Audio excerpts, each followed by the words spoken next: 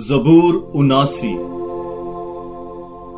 اے خدا، غیر قومیں تیری میراث میں داخل ہو گئی ہیں۔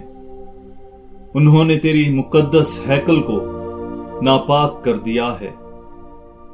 انہوں نے یروشلم کو کھنڈر بنا دیا ہے۔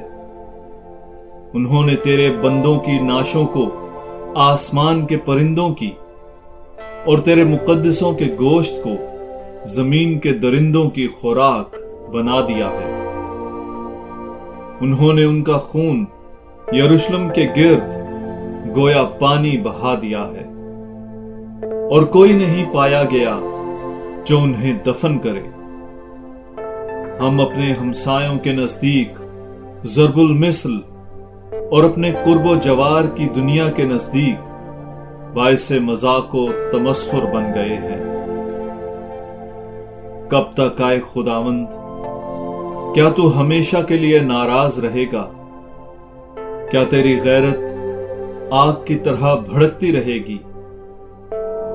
اپنا غضب ان قوموں پر انڈیل دے جو تجھے نہیں پہچانتی، اور ان ممالک پر بھی جو تیرا نام نہیں لیتے، کیونکہ انہوں نے یعقوب کو کھا لیا ہے اور اس کے مسکن کو اجاڑ دیا ہے۔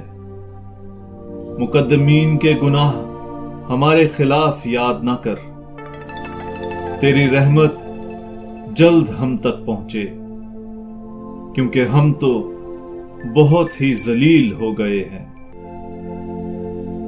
اے ہماری نجات کے خدا، اپنے نام کے جلال کی خاطر ہماری مدد کر، اور اپنے نام کی خاطر ہمیں چھڑا اور ہمارے گناہوں کو بخش دے۔ غیر قومیں کس واسطے کہیں کہ ان کا خدا کہاں ہے؟